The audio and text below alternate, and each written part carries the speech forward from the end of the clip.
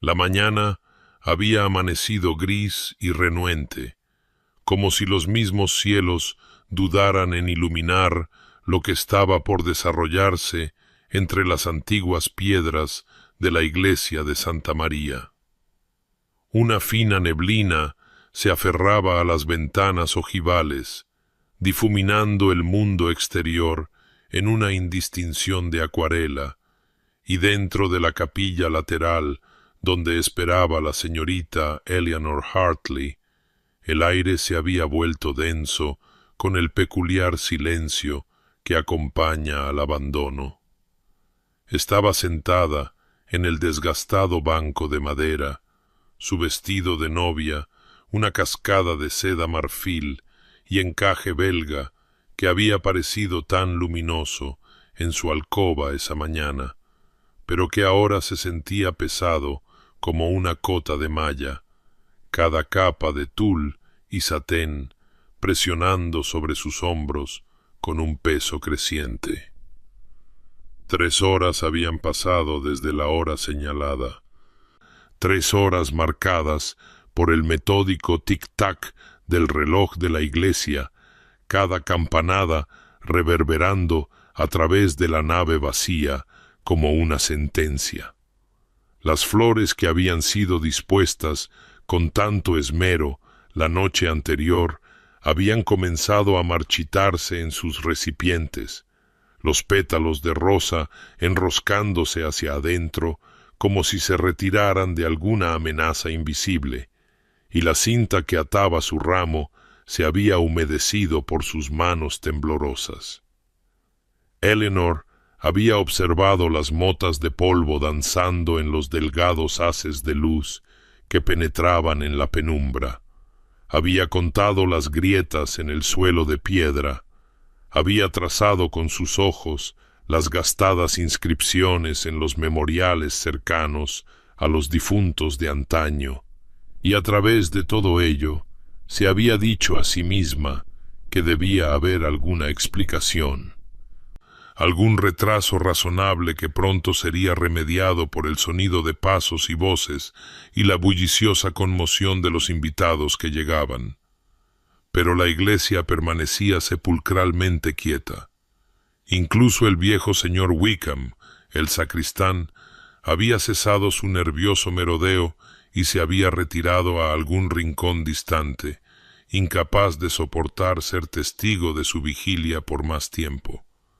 Pensó, con una claridad que se sintió como un cristal rompiéndose dentro de su pecho, que la esperanza era una tortura peculiar.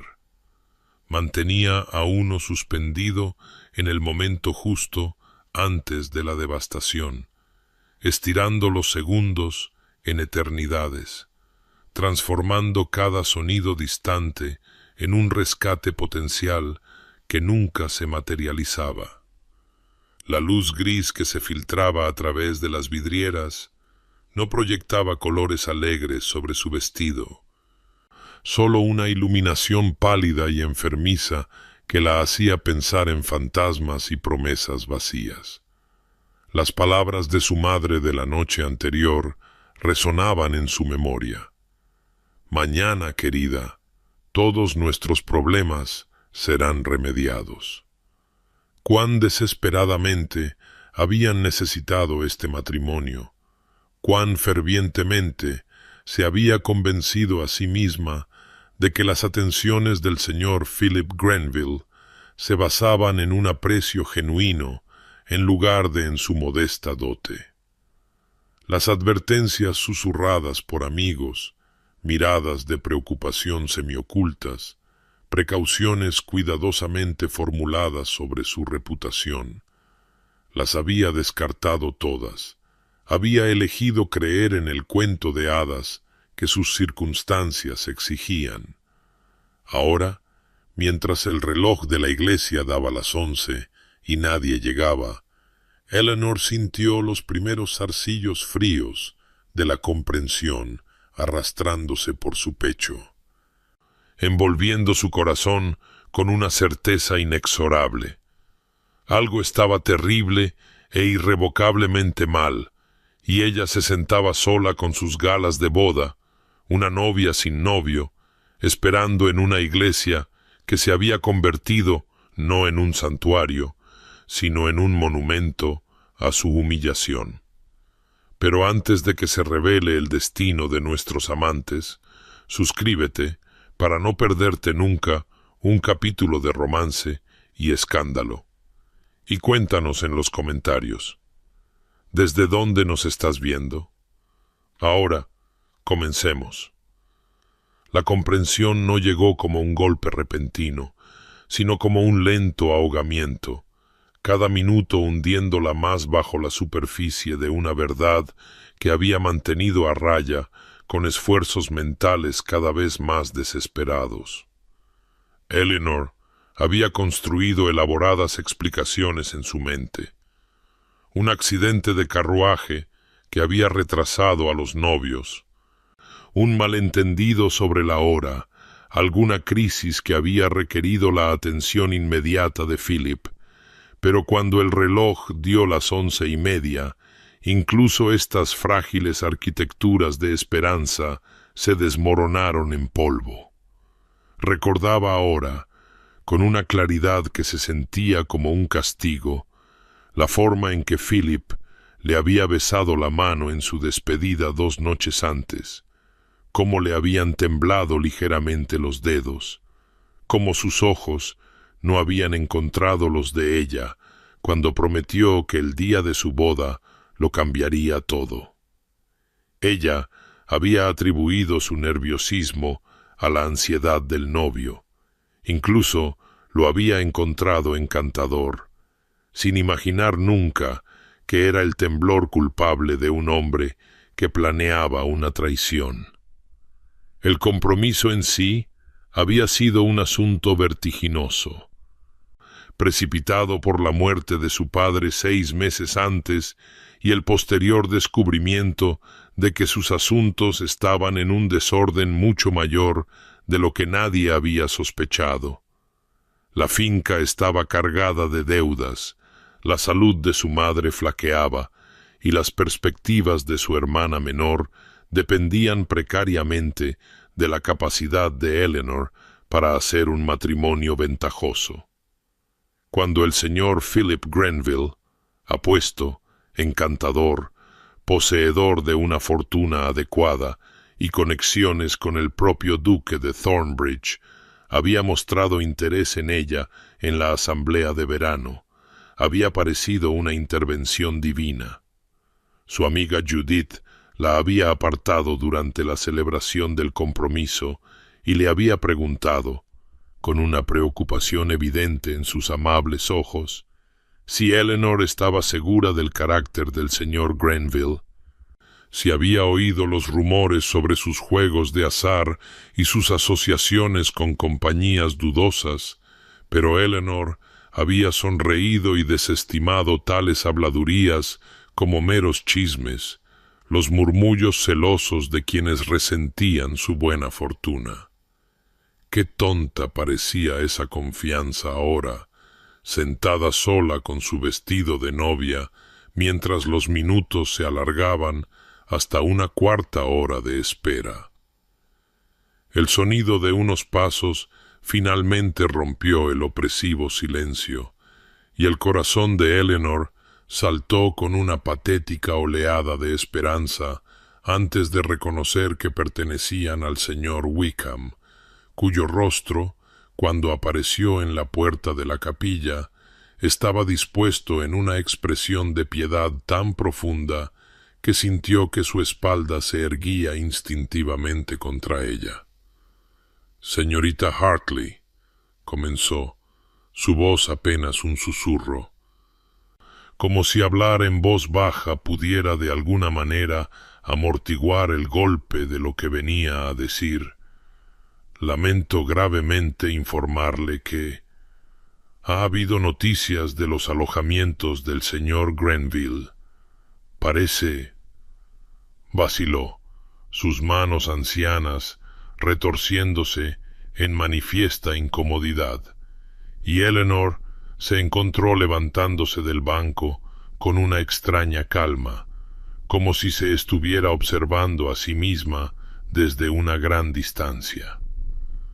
«No va a venir», dijo, y no fue una pregunta, sino una afirmación, plana y final, como una inscripción en una lápida. El asentimiento de confirmación del sacristán fue casi redundante. Ella lo había sabido, en algún lugar de las cámaras más profundas de su corazón, desde el momento en que la primera hora había pasado sin explicación, que había sido plantada, abandonada, dejada esperando en una iglesia como una figura de advertencia de un cuento moral, y mientras este conocimiento se asentaba plenamente en sus huesos,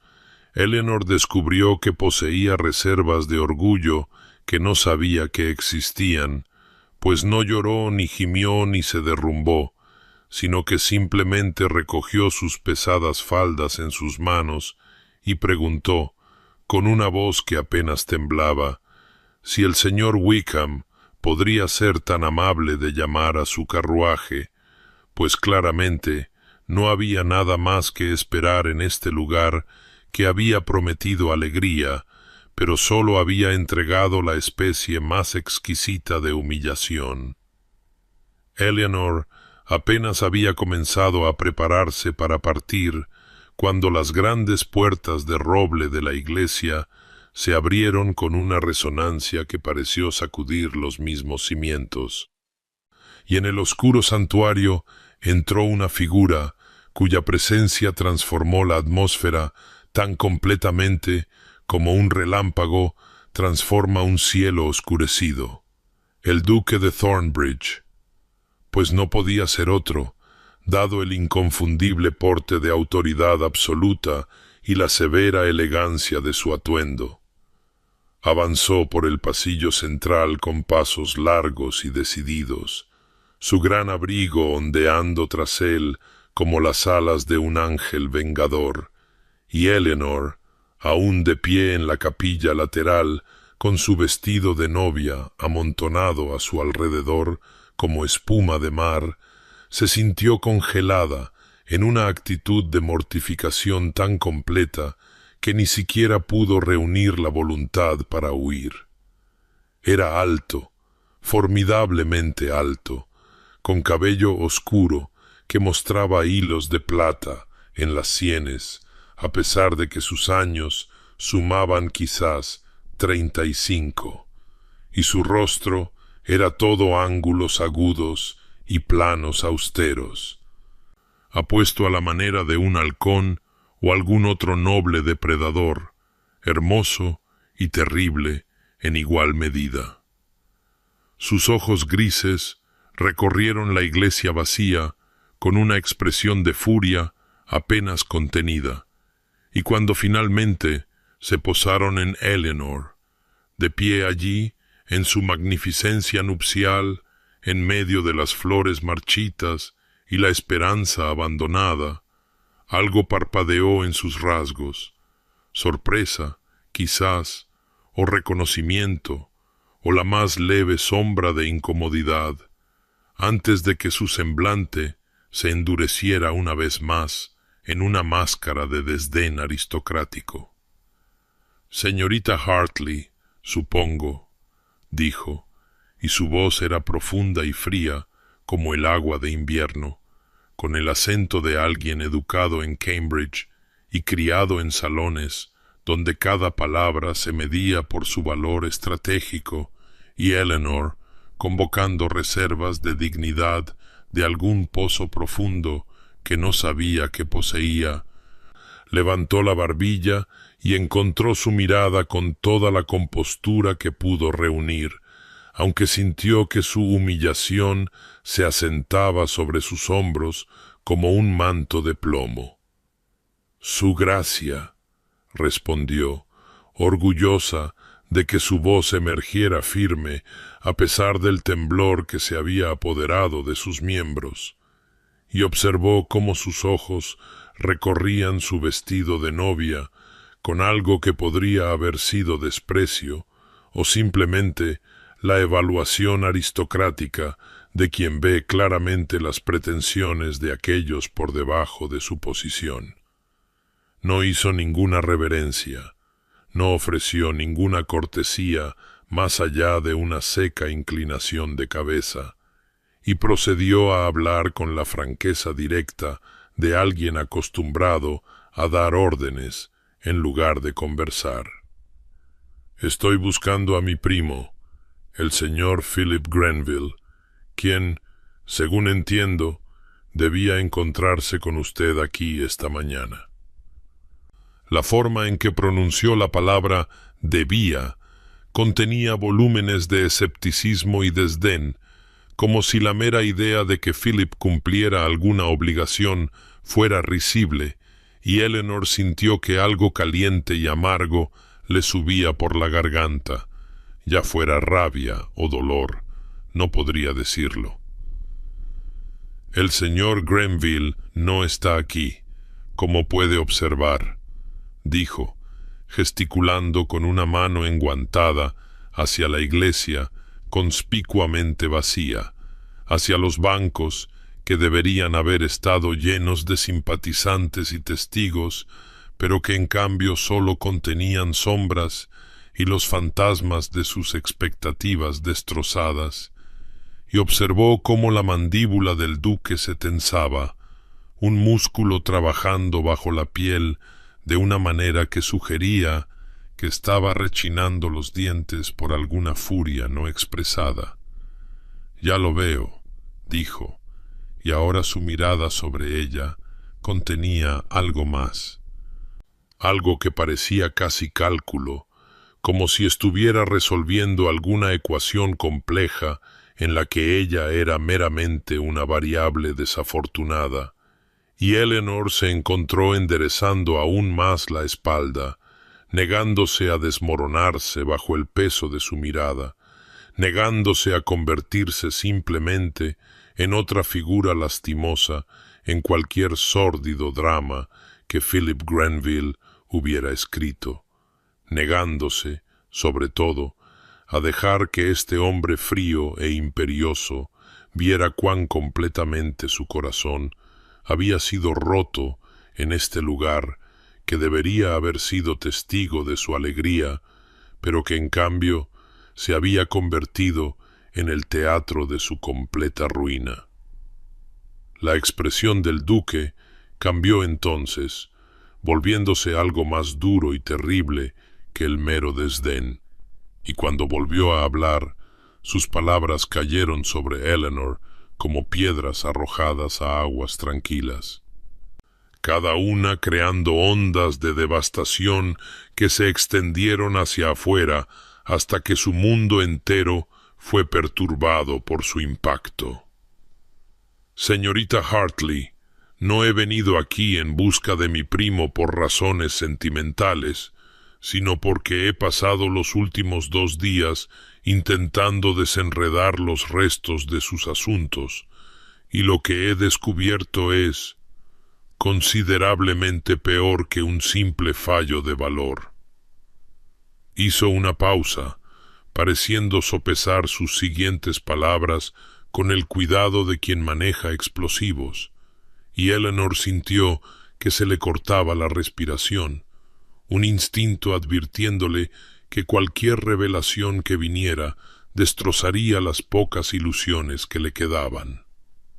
«Philip ha huido al continente, a Francia, creen mis investigadores,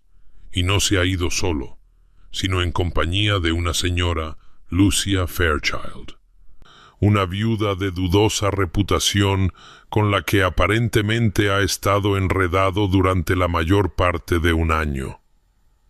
La iglesia pareció inclinarse alrededor de Eleanor, los muros de piedra y el techo abovedado de repente inestables, pero ella trabó las rodillas y mantuvo su expresión cuidadosamente neutral, decidida a no darle a este hombre frío e imperioso la satisfacción de presenciar su completo colapso. «Además», continuó el duque, sus ojos grises fijos en ella, con una intensidad que se sentía casi quirúrgica, como si estuviera catalogando cada diminuta reacción para referencia futura. Mi investigación ha revelado que su dote, las 5.000 libras que su familia proporcionó en el compromiso, fue dilapidada por Philip en el juego a lo largo de varias semanas en diversos establecimientos de mala reputación en Londres, perdiéndose la porción final en una única noche desastrosa en una mesa de faraón en un club que no nombraré en la presente compañía. Eleanor escuchó las palabras, comprendió su significado, pero se encontró incapaz de comprender plenamente sus implicaciones. Ese dinero había representado todo lo que le quedaba a su familia, reunido a través de la venta de las joyas de su madre y las inversiones restantes de su padre, ofrecido como el precio de su seguridad y la de ellos, y ahora simplemente se había ido, disuelto en el éter de la debilidad y el vicio de Philip Grenville. «Ya veo», dijo, y su voz le sonó extraña a sus propios oídos, distante y hueca, como si perteneciera a otra persona, y observó cómo la expresión del duque cambiaba de nuevo. Algo que podría haber sido respeto o posiblemente mera sorpresa parpadeando en sus austeros rasgos mientras observaba su negativa a sucumbir a la histeria. «Señorita Hartley», dijo, y ahora su tono se había suavizado fraccionalmente, aunque permanecía formal y correcto. «No puedo deshacer el daño que mi primo le ha infligido, pero al menos puedo asegurarme de que no enfrente las consecuencias inmediatas de esta catástrofe sola. Mi carruaje está esperando afuera. Permítame acompañarla a su casa». La oferta quedó suspendida en el aire entre ellos, y el primer instinto de Eleanor fue negarse, aferrarse a los jirones de dignidad que le quedaban rechazando su ayuda, saliendo de esta iglesia sola como había esperado sola. Pero incluso mientras abría la boca para declinar, reconoció la futilidad de tal orgullo. No tenía su propio carruaje esperando, habiendo planeado partir en el de Philip después de la ceremonia, y la perspectiva de caminar por el pueblo con su vestido de novia, mientras ojos curiosos se asomaban por las ventanas, era de repente más de lo que podía contemplar. «No será necesario su gracia», se escuchó decir sin embargo. «Soy perfectamente capaz de hacer mis propios arreglos». Pero el duque negó con la cabeza, y por primera vez algo que podría haber sido un sentimiento genuino entró en su voz cuando respondió: «Señorita Hartley, mi primo ha traído suficiente vergüenza a mi apellido hoy. Permítame preservar el poco honor que nos queda realizando este único servicio. Insisto». Y ahí estaba, enterrado bajo la frialdad aristocrática y la propiedad formal, un hilo de algo que podría haber sido decencia, o quizás simplemente el rígido código de honor que gobernaba a los hombres de su posición, y Eleanor, reconociendo que no tenía ni la fuerza ni los recursos para negarse, finalmente asintió en aquiescencia y permitió que el duque de Thornbridge le ofreciera el brazo y la escoltara, con todas sus galas nupciales y su fresca devastación, fuera de la iglesia donde había sido tan completamente traicionada y hacia un futuro incierto que parecía extenderse ante ella como un mar inexplorado. El carruaje del duque resultó ser tan austero y magnífico como el hombre mismo, todo de cuero oscuro y madera pulida, con el escudo de Thornbridge blasonado en la puerta en plata y azul medianoche.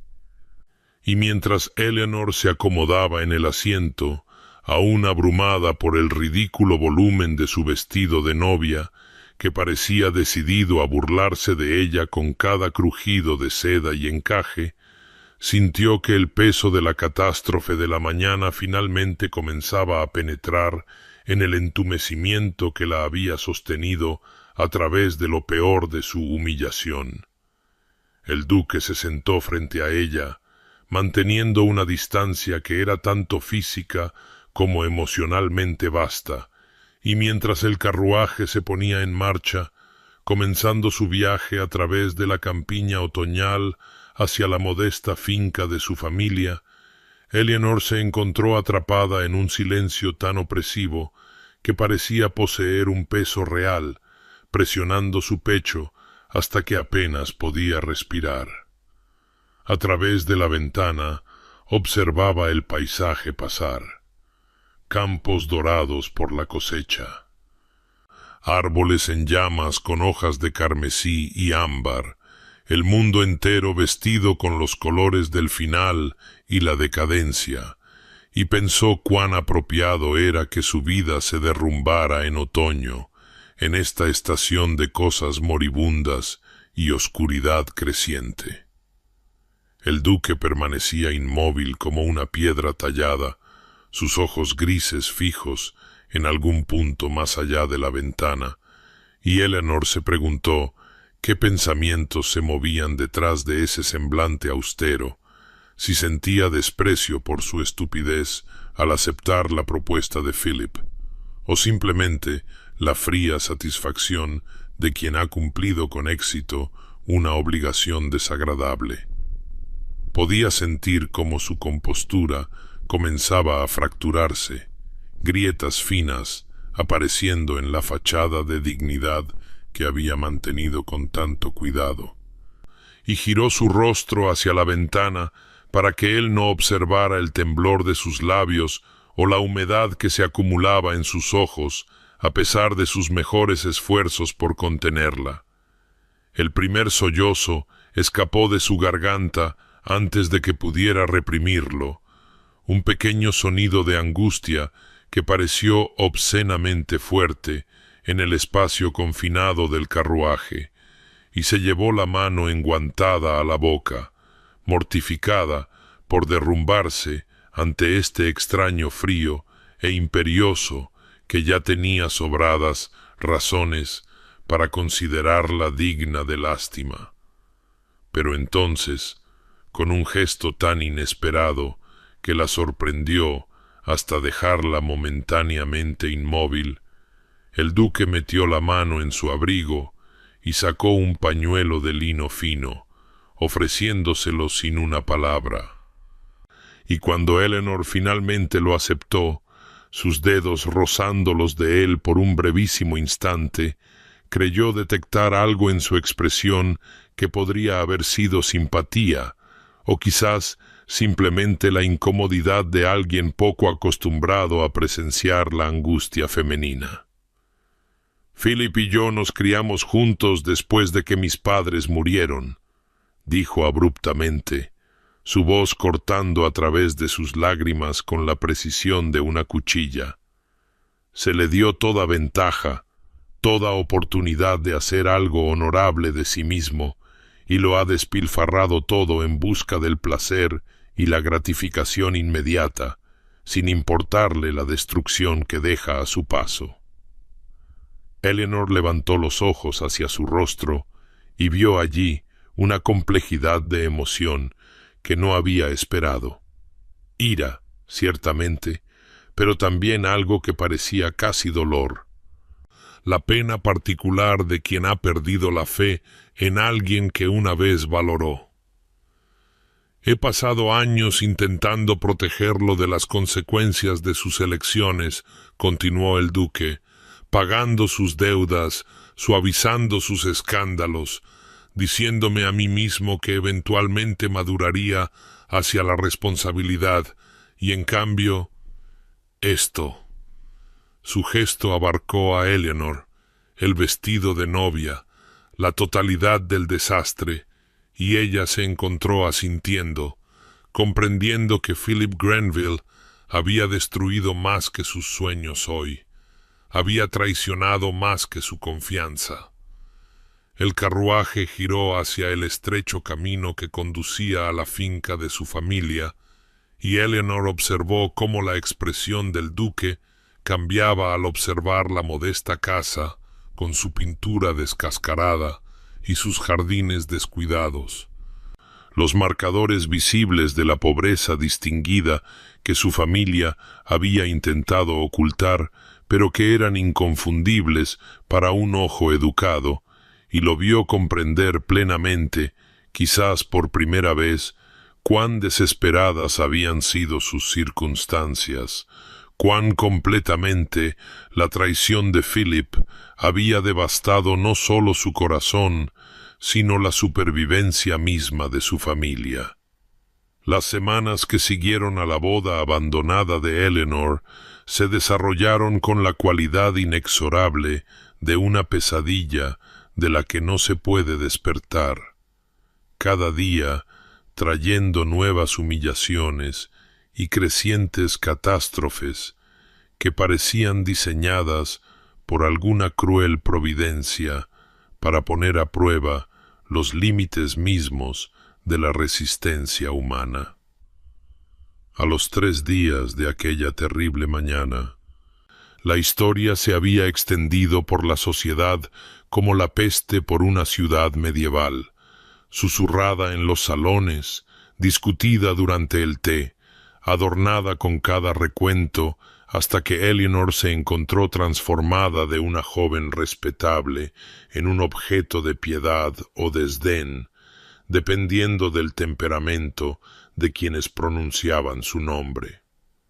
Antiguas amigas, que una vez la visitaban con regularidad,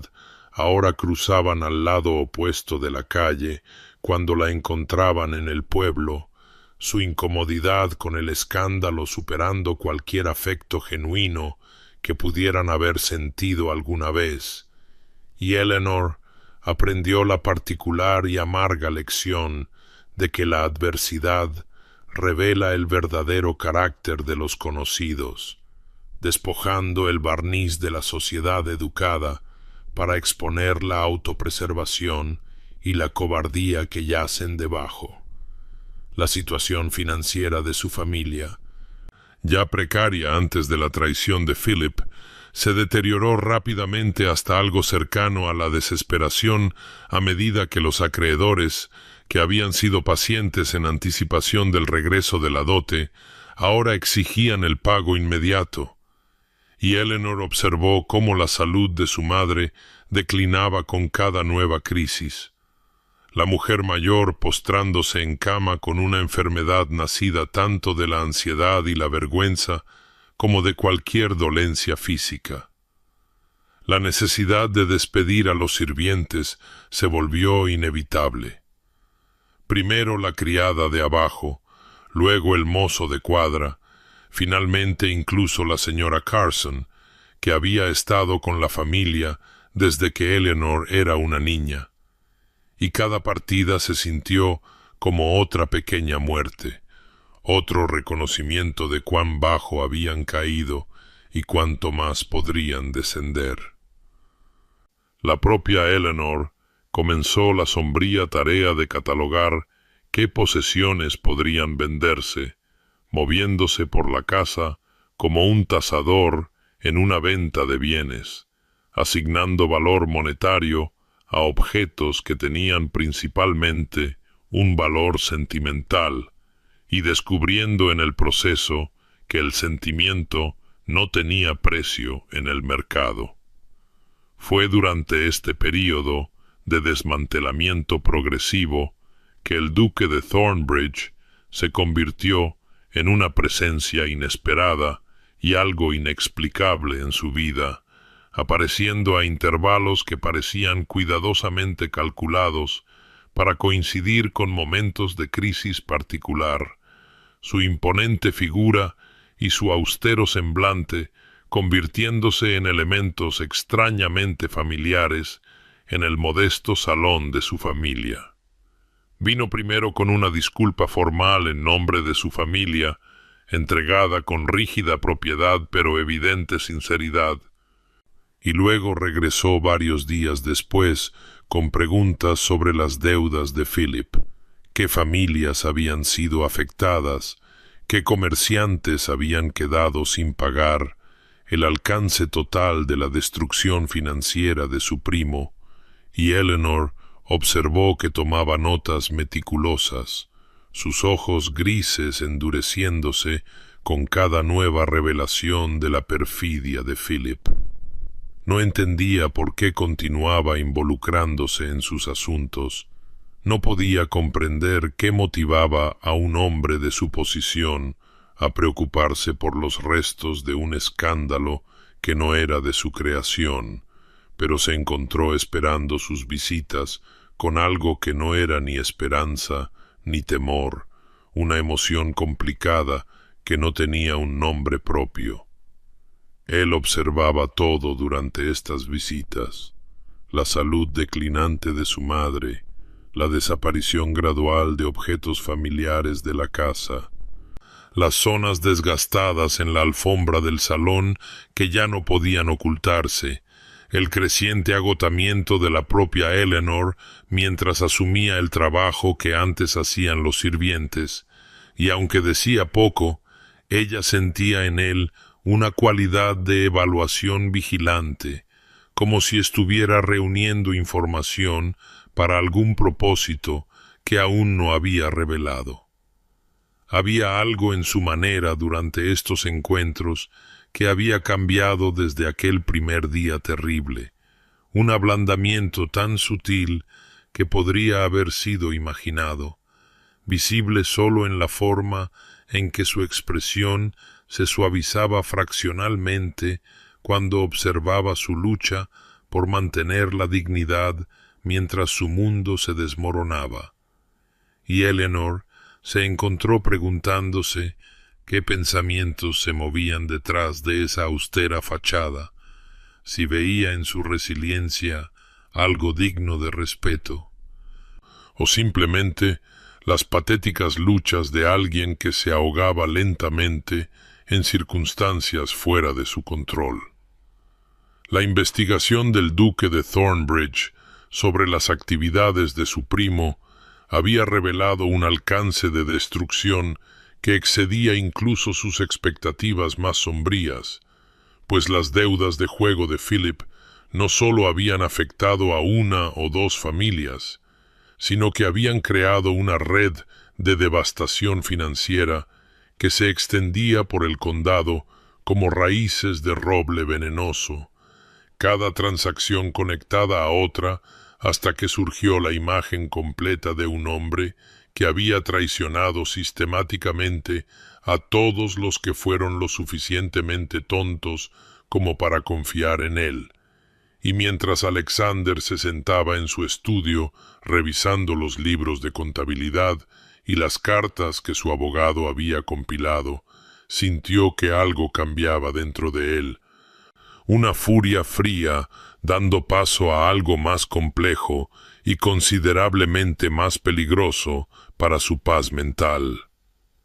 Había observado a Eleanor Hartley navegar el colapso de su familia con una gracia y dignidad que habrían hecho honor a una duquesa nacida para el papel. Había observado cómo sacrificaba su propia comodidad sin quejarse, cuidaba a su madre enferma con devoción incansable y enfrentaba el juicio cortante de la sociedad con la cabeza en alto y la compostura intacta, y se había encontrado pensando en ella en momentos extraños, durante los asuntos de la finca, mientras cabalgaba por sus tierras, en las horas tranquilas antes de dormir, preguntándose qué estaría haciendo, si sus circunstancias habían empeorado, si estaría comiendo adecuadamente o sacrificando comidas para extender sus menguantes recursos. Esta preocupación lo perturbaba, pues no era un hombre dado al sentimiento o a la emoción impulsiva.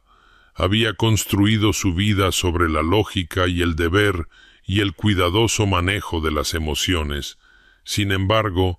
no podía negar que algo en su situación, o quizás en ella específicamente, había traspasado sus defensas cuidadosamente construidas y se había alojado en algún lugar en la región de su conciencia, o quizás de su corazón, aunque era reacio a examinar esa posibilidad demasiado de cerca. La solución, cuando se le ocurrió, llegó con la claridad repentina de una prueba matemática, inevitable e irrefutable. Se casaría con ella él mismo, no por amor,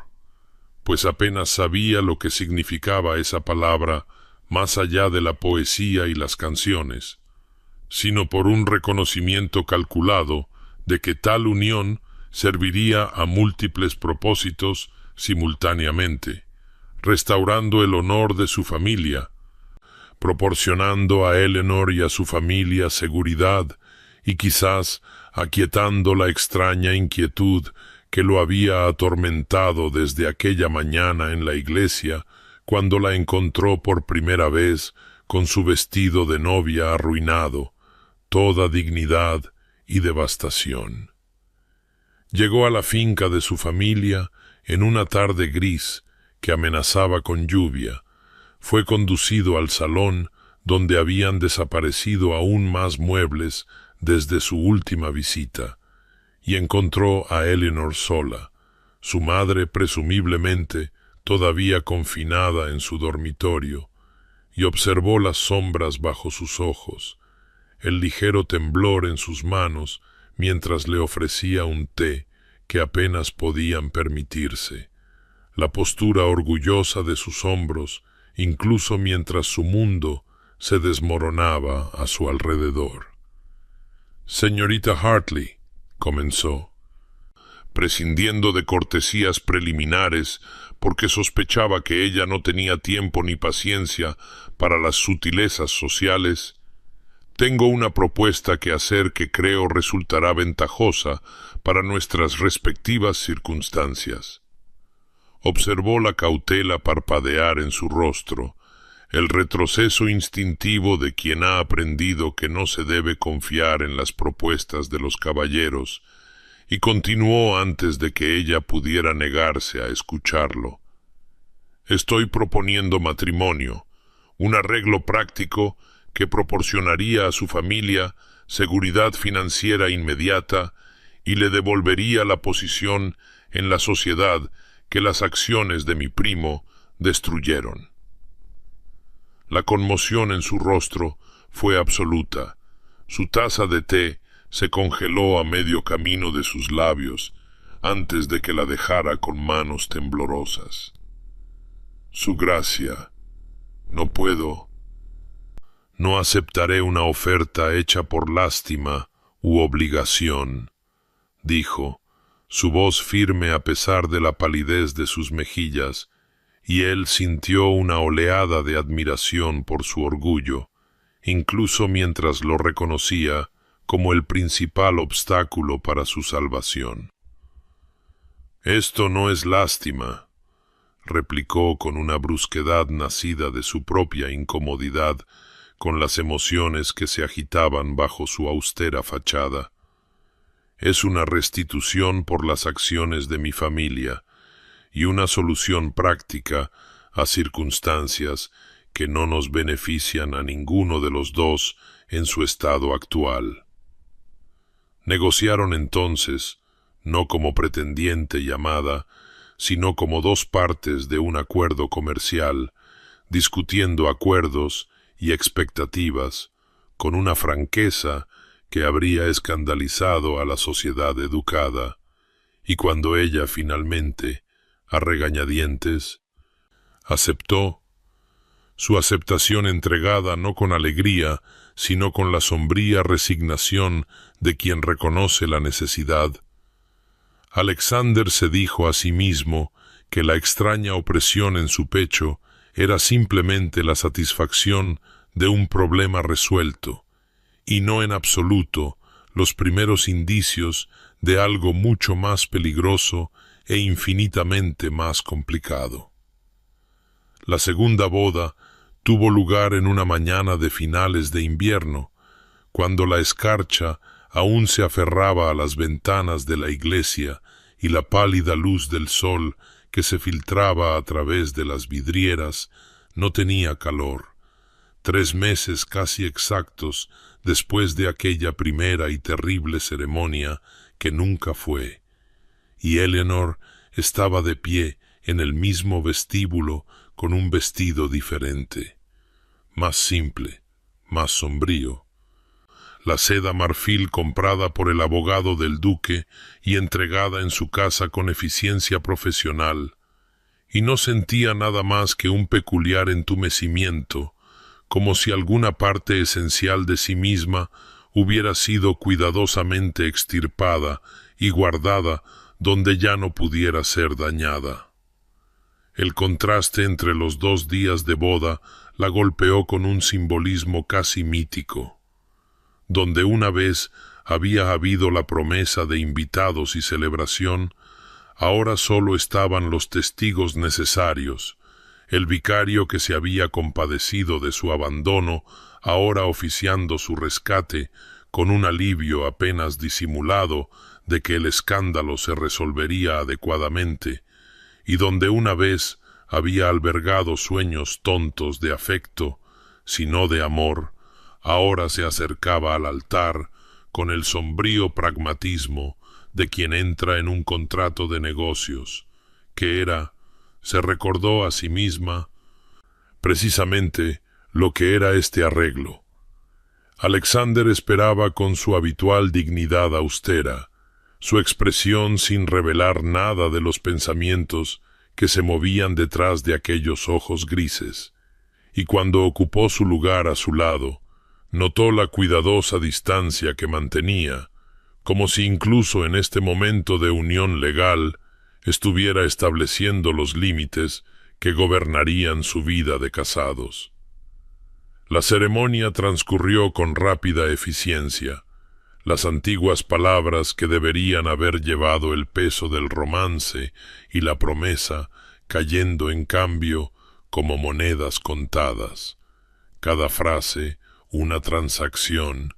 cada voto una cláusula en su acuerdo. Y cuando el vicario los declaró marido y mujer, el beso de Alexander en su mejilla fue breve y formal,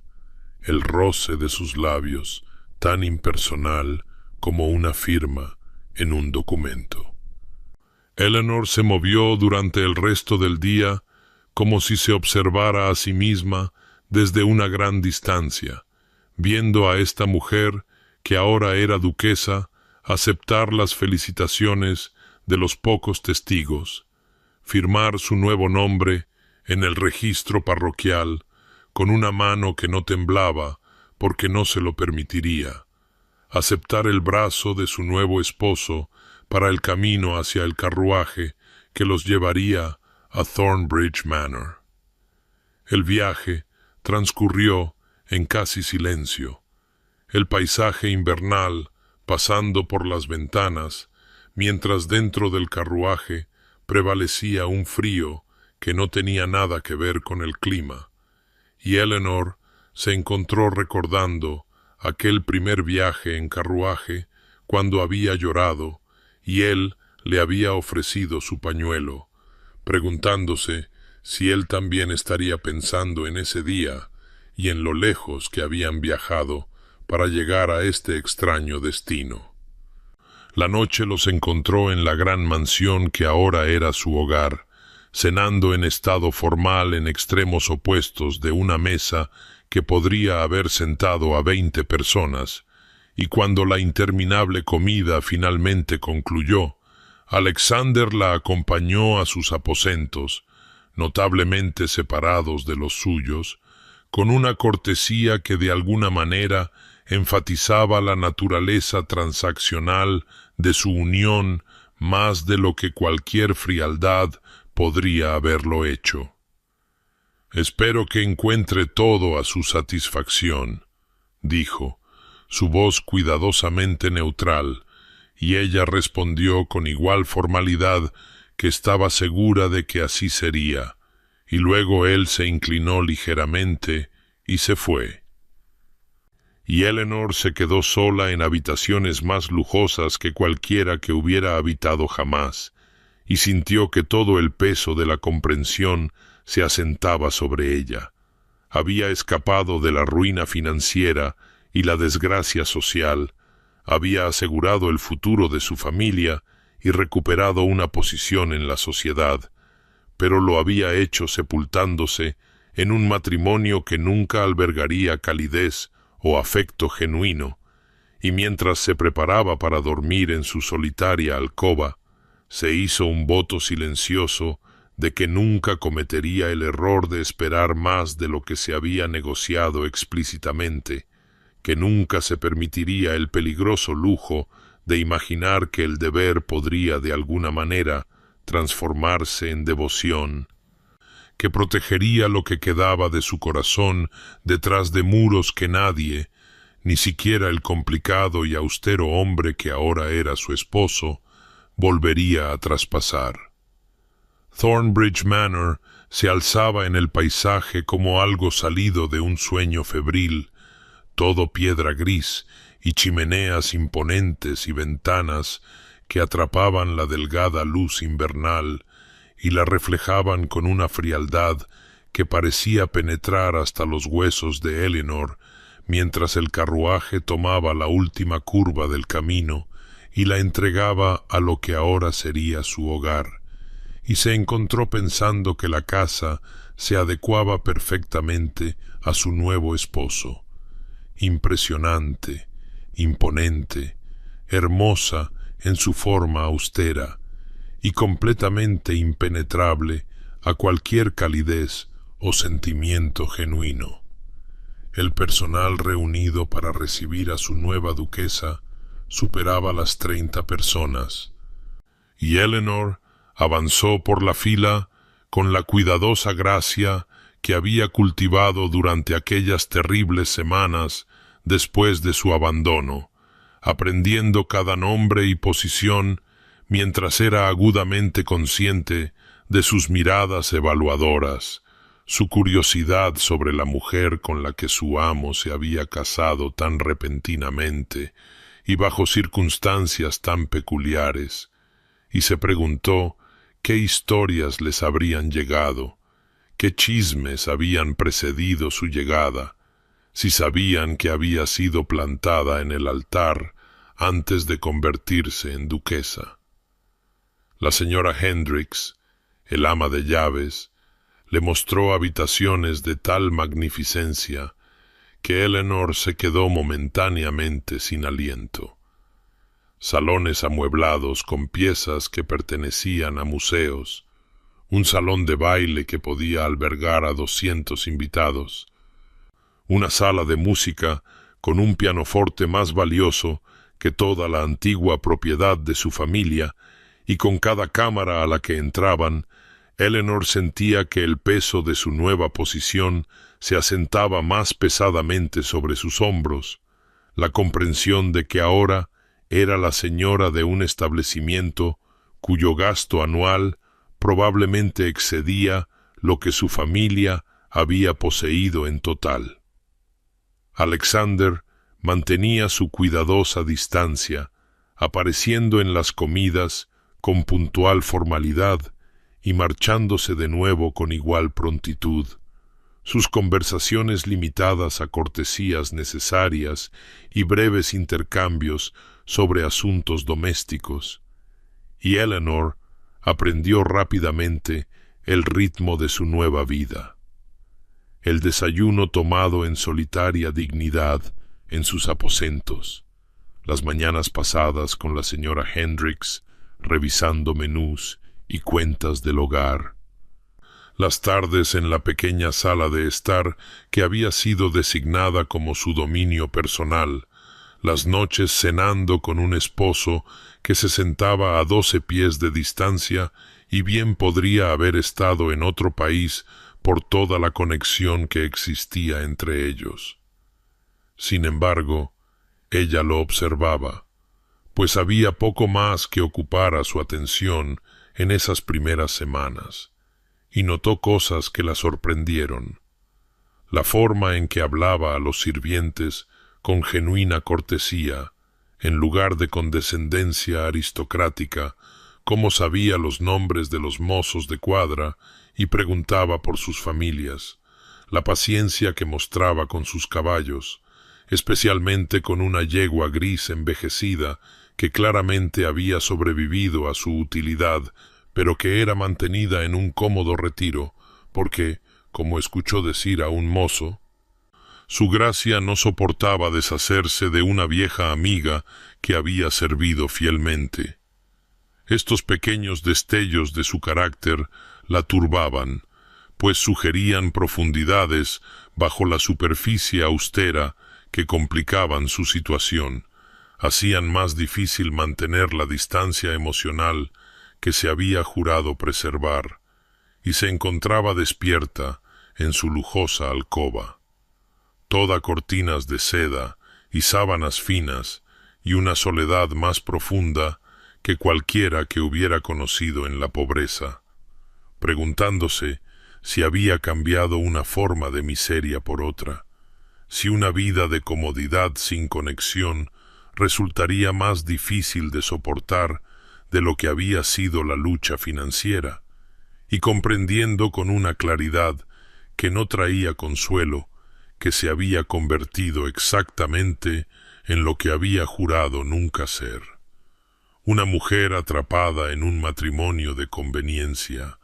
rodeada de magnificencia, y absoluta e irrevocablemente sola. La fiebre se apoderó de Eleanor con una rapidez aterradora en la cuarta semana de su residencia en Thornbridge Manor, comenzando como un ligero escalofrío durante el desayuno que ella descartó como simplemente la enormidad corriente de aire del comedor, progresando por la tarde a una debilidad que hizo que subir las escaleras a sus aposentos fuera una odisea, y por la noche manifestándose como un calor abrasador que la dejó insensible y agitándose entre sábanas empapadas de sudor, mientras la señora Hendricks enviaba convocatorias urgentes tanto para el médico como para el duque. Alexander llegó a sus aposentos para encontrarla perdida en el delirio, hablando en fragmentos a personas que no estaban presentes,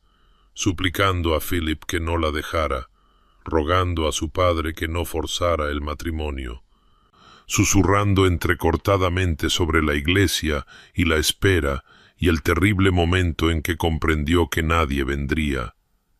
Y algo al escuchar estas revelaciones sin vigilancia, esta cruda evidencia del daño que su cuidadosa dignidad había ocultado, lo golpeó con una fuerza inesperada, le hizo comprender por primera vez la verdadera profundidad de lo que la crueldad de su primo le había costado. Despidió a los sirvientes y tomó posición en la silla junto a su cama, y allí permaneció durante esa noche y el día siguiente y la noche siguiente, saliendo solo cuando era absolutamente necesario, observándola luchar contra la fiebre mientras el doctor Pemberton aplicaba compresas frías y administraba pócimas y hablaba en tonos graves sobre la crisis que debía llegar. Durante lo peor de su delirio, habló de los sueños que había albergado de niña, de un matrimonio construido sobre el afecto, de hijos criados con amor en lugar de deber, de una sociedad donde pudiera ser valorada por más que sus conexiones familiares. Y Alexander se sintió profundamente conmovido por estas modestas aspiraciones que el abandono de Philip y su propio frío arreglo habían destruido juntos. Se encontró experimentando un giro desconocido de algo que podría haber sido culpa o arrepentimiento, o quizás los primeros indicios de un sentimiento que aún no estaba preparado para nombrar. La fiebre se dio en la tercera mañana, mientras la pálida luz del sol se filtraba por las ventanas de la alcoba, y los ojos de Eleanor se abrieron con genuina conciencia por primera vez en días, la confusión cruzando sus rasgos al registrar a su esposo sentado junto a su cama, su atuendo formal arrugado y su expresión sosteniendo un cansancio que sugería que había mantenido su vigilia durante algún tiempo. «¿Te quedaste?», susurró, su voz ronca y asombrada, y él se encontró buscando su mano, casi sin pensamiento consciente, sus dedos cerrándose alrededor de los de ella con una gentileza que los sorprendió a ambos. «No podía dejarte luchar sola», dijo en voz baja, y luego, con evidente dificultad, añadió: «Hablaste durante la fiebre. Escuché cosas que debería haber entendido antes. El daño que Philip causó es más profundo de lo que sabía, y mi propia frialdad probablemente ha profundizado esas heridas en lugar de permitirles sanar. Por eso, me veo en la necesidad de disculparme». Eleanor lo miró con una expresión atrapada entre la vulnerabilidad y la cautela, su mano aún descansando en la de él. Y por un largo momento algo pasó entre ellos que nunca había existido en sus cuidadosos intercambios formales. Una conexión genuina, frágil como el hielo nuevo, pero real no obstante. Luego el momento se fracturó mientras la propiedad se reafirmaba, y Alexander retiró su mano mientras Eleanor apartaba la cara, ambos retirándose a la seguridad de la distancia, incluso mientras reconocían en privado que algo fundamental había cambiado, que había aparecido una grieta en los muros que cada uno había construido, y ninguno estaba del todo seguro de si estar aterrorizado o agradecido por lo que finalmente podría pasar a través de ella. La recuperación de Eleanor de la fiebre progresó lentamente durante las semanas siguientes, y a medida que el otoño se afianzaba en la campiña, pintando los terrenos de la finca en tonos de ámbar y carmesí que parecían casi dolorosamente hermosos, se encontró experimentando algo inesperado, pequeños momentos de conexión con su esposo que se acumulaban como hojas caídas, insignificantes individualmente, pero creando gradualmente un paisaje transformado. Comenzó con la biblioteca, esa magnífica sala que había descubierto durante su primer recorrido por la mansión, 3 pisos de libros que se elevaban hacia un techo pintado que representaba escenas clásicas de aprendizaje y filosofía, y había comenzado a pasar sus tardes allí durante su convalecencia, encontrando consuelo entre volúmenes que no le pedían nada más que atención. Alexander la descubrió allí una tarde, mientras la lluvia de octubre tamborileaba contra los altos ventanales. Con los pies recogidos bajo ella, en una de las sillas de cuero, tan absorta en un volumen de poesía que se sobresaltó visiblemente cuando él carraspeó,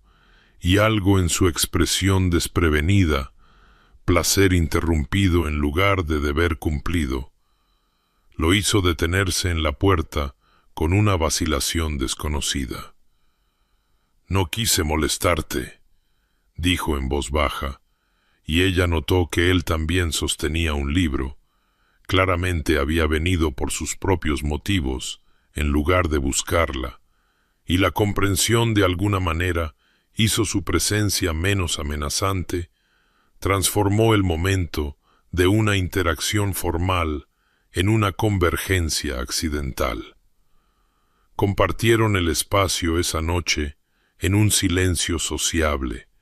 y la noche siguiente él apareció de nuevo, y en una semana se había establecido una rutina sin que ninguno de los dos lo reconociera explícitamente. El té servido a las 8,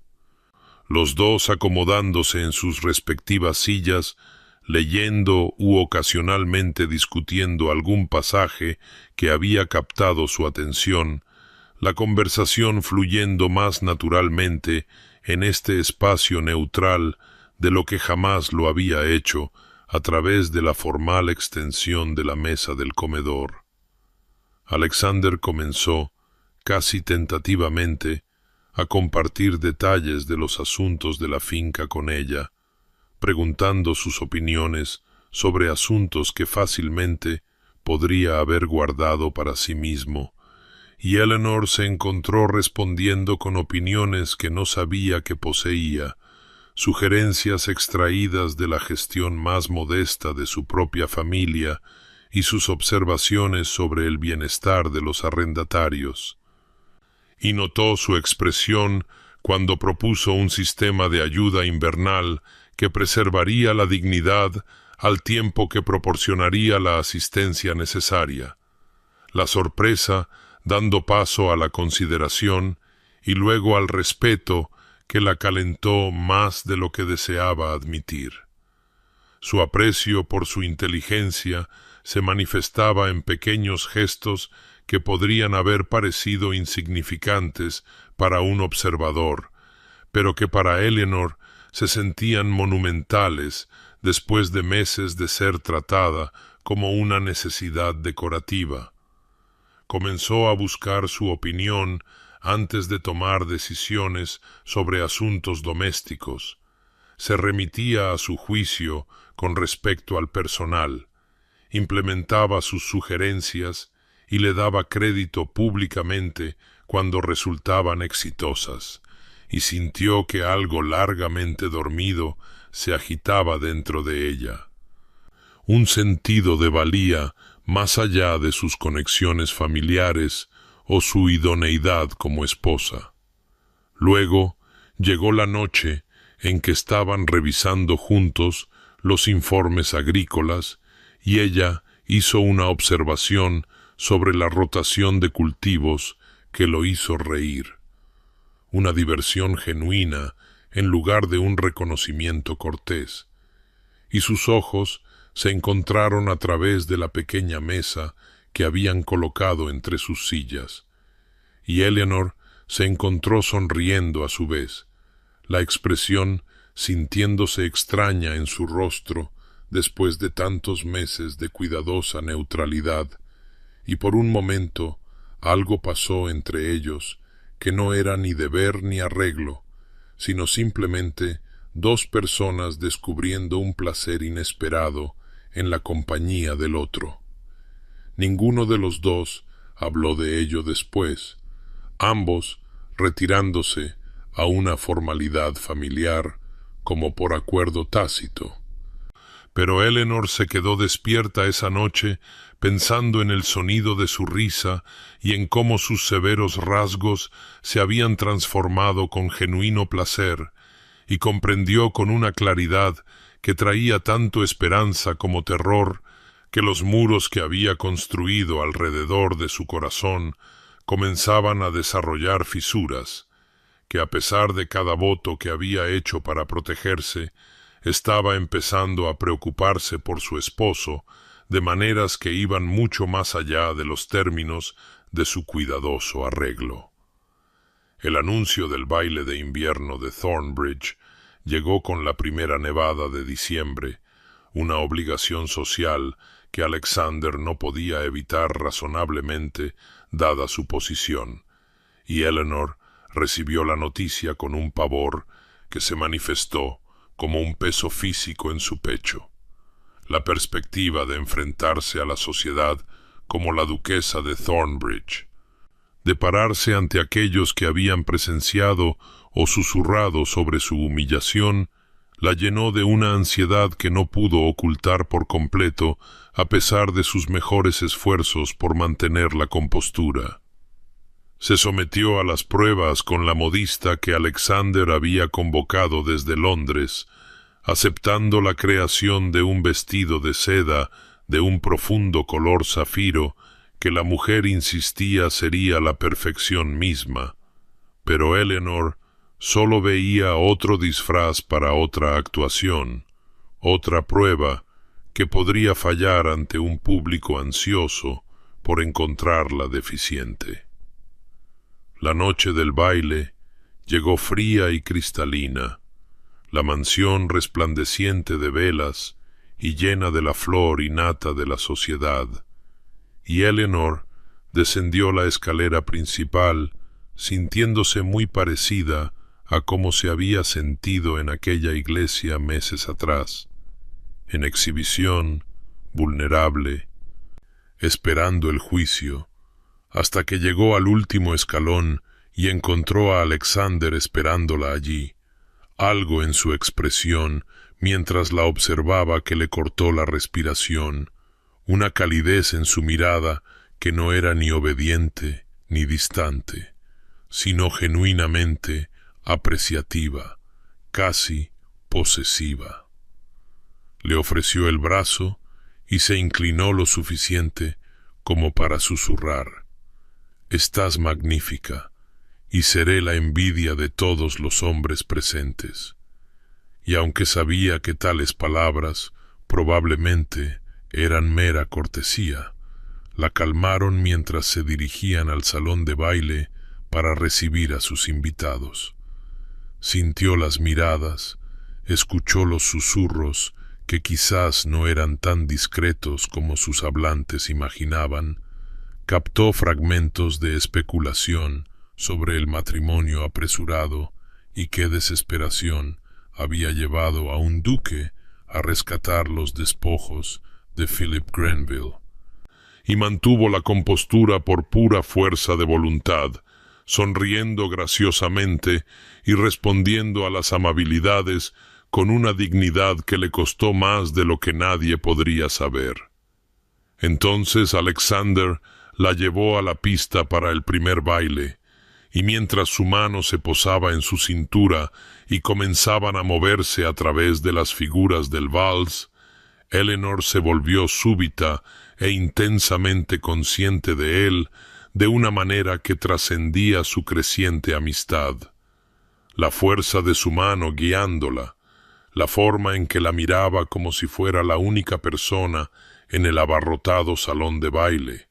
la carga que parecía arquearse entre ellos cuando sus ojos se encontraban y se sostenían por un momento más de lo estrictamente necesario. Estaban a mitad del segundo baile cuando Lord Ashworth, un hombre que una vez le había hecho un tibio cortejo antes de su compromiso con Philip, pasó lo suficientemente cerca como para ser oído comentando a su compañero que el duque ciertamente había demostrado una caridad admirable al sacar del mercado bienes dañados, y Eleanor sintió más que vio la reacción de Alexander, la repentina tensión en su cuerpo, el peligroso aquietamiento de su expresión, antes de que él concluyera suavemente su baile y se volviera con deliberado propósito hacia Ashworth. Lo que siguió sucedió tan rápidamente que la mayoría de los invitados no lo notaron, pero Eleanor se quedó helada mientras Alexander se acercaba al hombre con una furia fría que hacía que su porte aristocrático pareciera menos un caballero pulido y más un señor depredador, y en una voz baja, pero con una amenaza inconfundible, informó a Ashworth que se disculparía con la duquesa inmediatamente o se encontraría permanentemente malvenido en cualquier hogar de importancia, que cualquier hombre que se atreviera a insultar a su esposa respondería ante él personalmente, y lo entendía Ashworth perfectamente. La disculpa llegó tartamudeada y con el rostro pálido, y Alexander regresó al lado de Eleanor y la guió a un nicho privado fuera del salón de baile, y allí, en la penumbra protegida, dijo en voz baja: «Debería haberte protegido de tal vulgaridad mucho antes. Debería haber dejado claro desde el principio que no eres un caso de caridad, sino mi esposa, y cualquiera que no te muestre el debido respeto, me falta el respeto a mí». Eleanor se encontró mirándolo con una expresión que no pudo controlar del todo, algo en su pecho abriéndose con esta fiera defensa.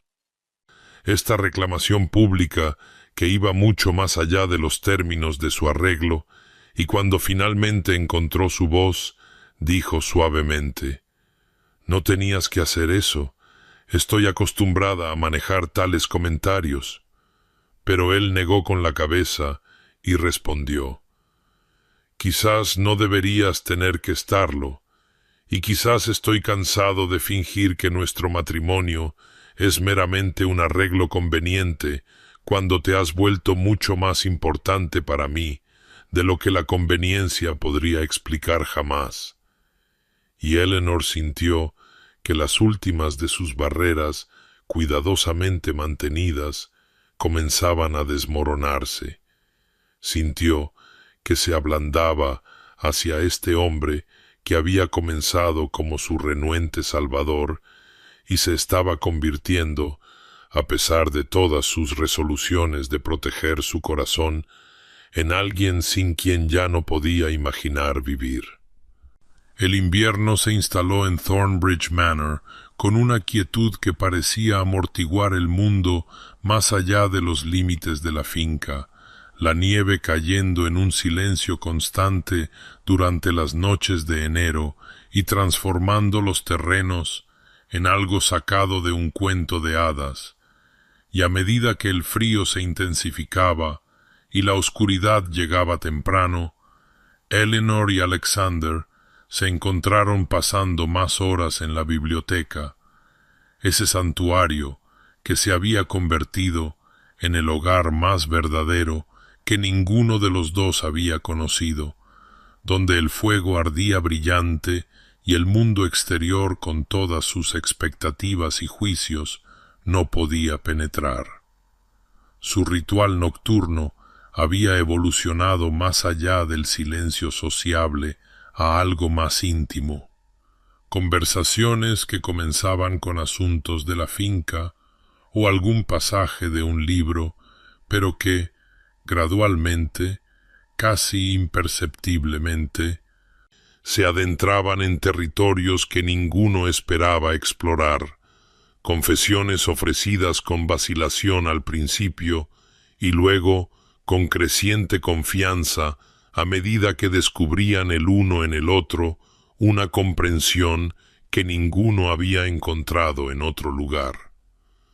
Fue Alexander quien se aventuró primero en un terreno más personal una noche en que el viento aullaba contra las ventanas, y Eleanor había comentado lo segura que se sentía la biblioteca, como el camarote de un barco capeando una tormenta, y él la había mirado con una expresión de soledad tan desprotegida que ella se había quedado muy quieta, y después de un largo momento dijo en voz baja: «He pasado la mayor parte de mi vida sintiendo como si estuviera capeando tormentas solo. Mi padre murió cuando yo tenía 12 años, y mi madre se retiró tan completamente en su dolor que me convertí efectivamente en un huérfano mientras ambos padres aún vivían, criado por tutores y el deber y el peso de un título que heredé demasiado joven para soportarlo adecuadamente». Eleanor escuchó mientras él hablaba de una infancia desprovista de calidez, de aprender a reprimir las emociones porque no había nadie para recibirlas, de convertirse en el hombre frío y controlado que la sociedad esperaba que fuera un duque, porque nunca le habían mostrado otra forma de existir, y sintió que su corazón se rompía por el niño solitario que había sido, el hombre aislado en el que se había convertido, y sin pensar, extendió la mano a través del pequeño espacio entre sus sillas y la colocó sobre la de él, donde descansaba en el brazo de su asiento. Él miró sus manos unidas como si nunca hubiera visto algo así antes, y luego sus dedos se giraron bajo los de ella y se aferraron, sosteniéndola con una intensidad que hablaba de necesidades largamente negadas, y Eleanor se encontró compartiendo cosas que nunca había expresado. Sus sueños de una vida diferente, antes de que las circunstancias de su familia se volvieran tan nefastas, su amor por el aprendizaje que no tenía salida en un mundo que valoraba a las mujeres solo por sus perspectivas de matrimonio, sus escritos secretos que había abandonado después del escándalo, porque incluso esa pequeña alegría se había sentido como un lujo que ya no merecía. Hablaron de libros que habían amado de niños, de ideas que nunca se habían atrevido a expresar en compañía, de miedos y esperanzas que ninguno había imaginado compartir con nadie.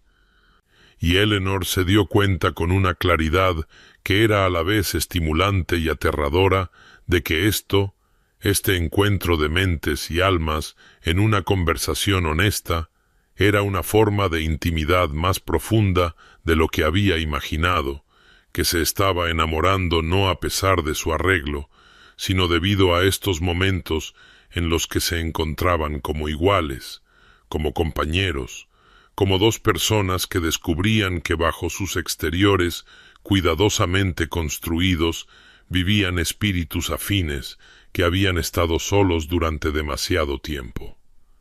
Alexander debió sentirlo también, porque cuando el reloj dio la medianoche y el fuego se consumía, dijo en voz baja, aún sosteniendo su mano: «Ya no estoy seguro de qué es este matrimonio, Eleanor. Comenzó como una obligación y un arreglo, pero te has convertido en algo más para mí, algo para lo que me faltan las palabras para expresarlo adecuadamente». Y ella sintió que las lágrimas le picaban en los ojos, porque entendía exactamente lo que quería decir.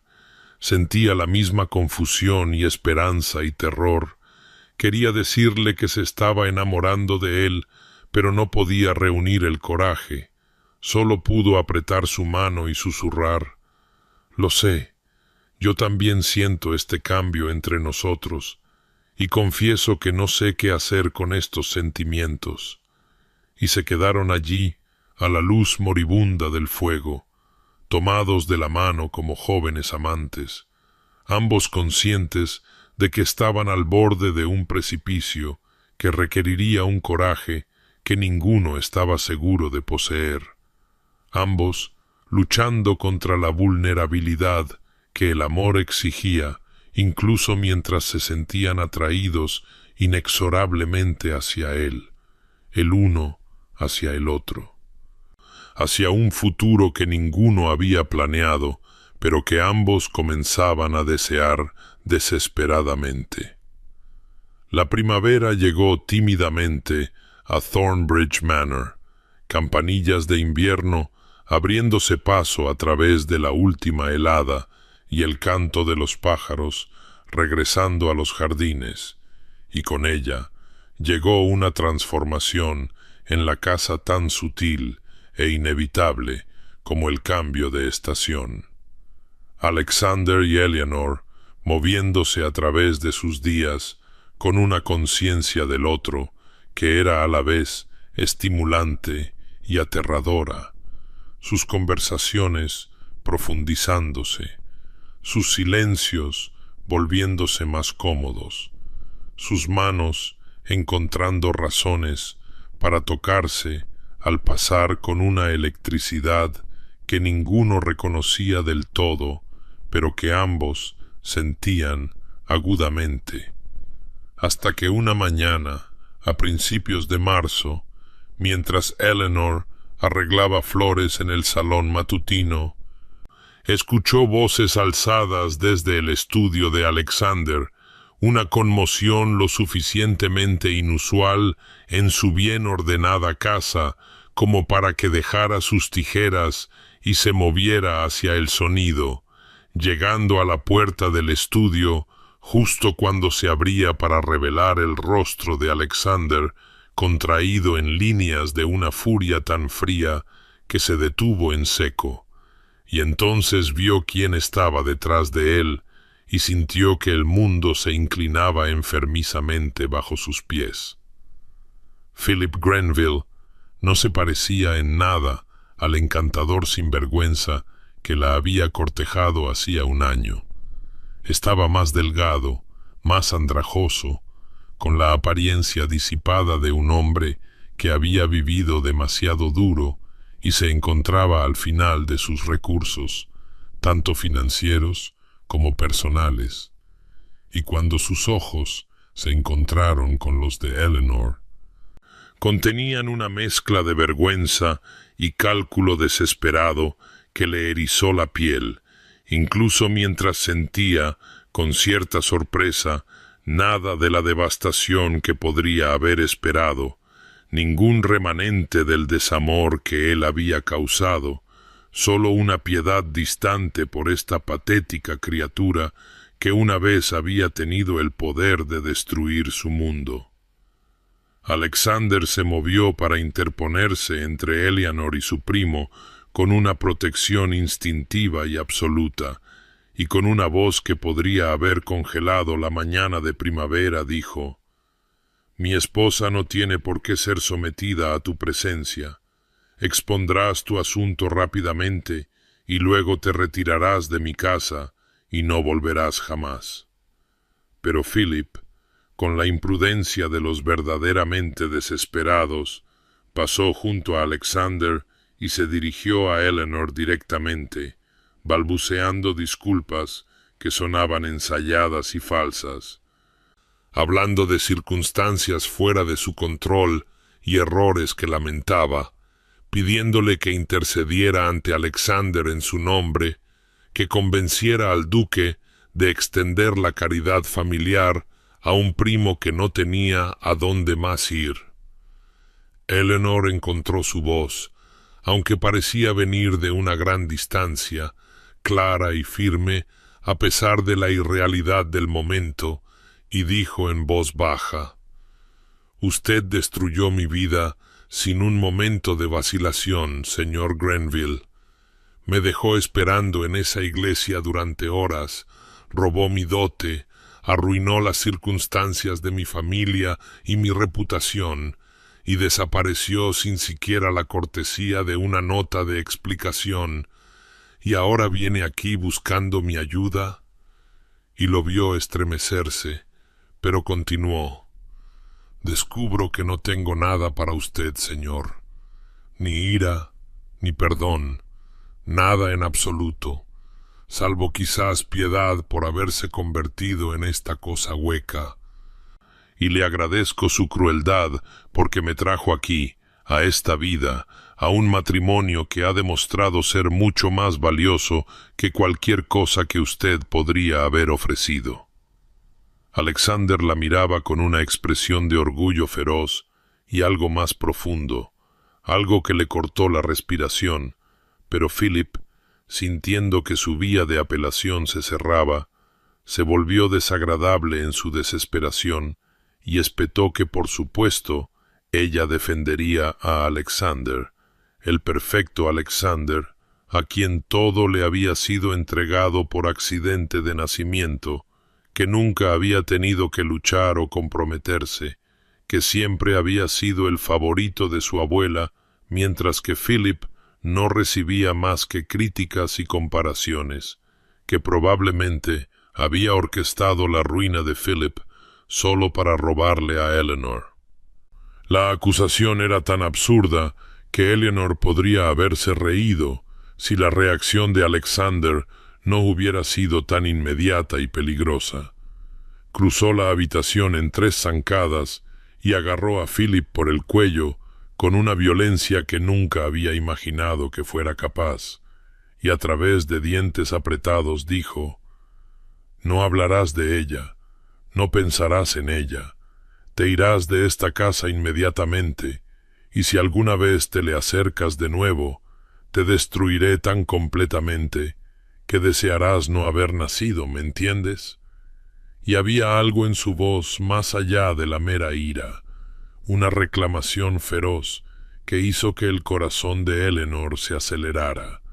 Y cuando Philip fue escoltado físicamente fuera de la mansión por los lacayos, y Alexander regresó a donde Eleanor estaba temblando en el salón matutino,